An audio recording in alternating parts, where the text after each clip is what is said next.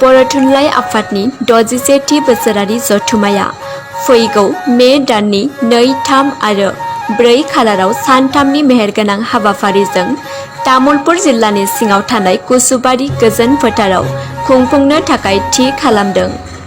बे जथुम्मानि जौसां, सायनासालि, हाथाइसालि, गेट, दिन्थिफुंसालि, बर' नखर, आलासि जिरायसालि आरो बायदि बायदि लुफुंनाय खामानिया सोलिगासिनो दं। बे जथुम्मायाव गाहाय आलासि महरै बाहागो लाफैगोन भारत हादरनि हादरगिरि मानगोनां रामनाथ क'विंद।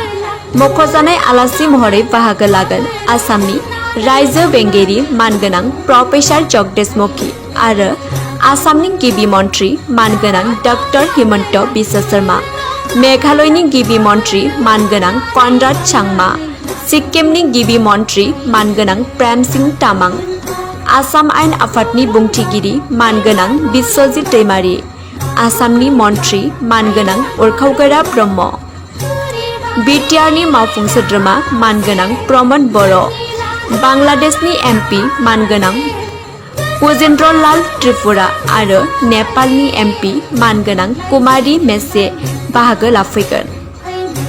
बेनिखायनो गासै रायजो राजाफोरखौ खावलायोदि राव, धोरोम, हानजा, हारि फारागथि साननायखौ नागारनानै जथुम्मानि मोनफ्रोमबो हाबाफारियाव बाहागो लाफैनो थाखाय नोंथांमोनखौ गुरैयै खावलायहरनाय जाबाय। गोजोन्थों।